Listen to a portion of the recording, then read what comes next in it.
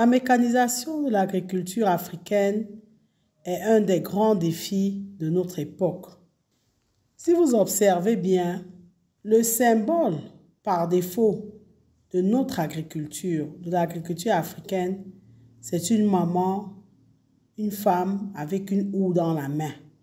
C'est parce qu'effectivement, sur le continent, les femmes sont des grandes cultivatrices. Elles ont des petites exploitations agricoles où elles cultivent des aliments. Elles font donc des tâches qui sont basées donc sur un travail physique. Nous devons progressivement et plus que jamais abandonner les houes au profit des machines agricoles. Parce que les machines agricoles sont beaucoup plus efficaces et beaucoup plus performantes. Nous devons passer des petites exploitations de subsistance à petite échelle aux grandes exploitations mécanisées qui sont plus viables sur le plan commercial. Parce que une des raisons pour lesquelles effectivement nous ne faisons pas l'argent dans le domaine agricole, c'est que notre agriculture n'est pas performante. Sans mécanisation de notre agriculture, la productivité va effectivement être toujours un problème. Et bien entendu, si vous avez une productivité réduite, forcément vos revenus également vont être réduits.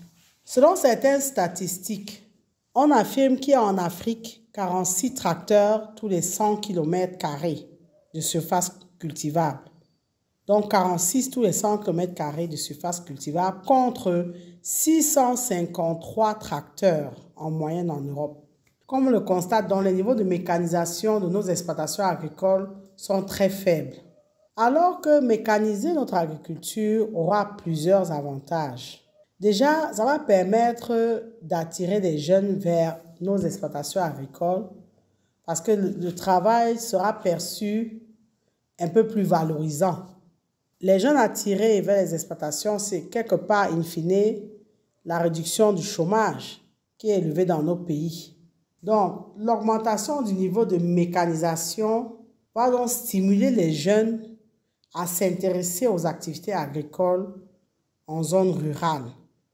Le travail sera moins pénible. Donc, l'agriculture va les intéresser parce que sur le plan de la perception, les machines réduisent le dur labeur agricole. On aura donc une augmentation de l'emploi.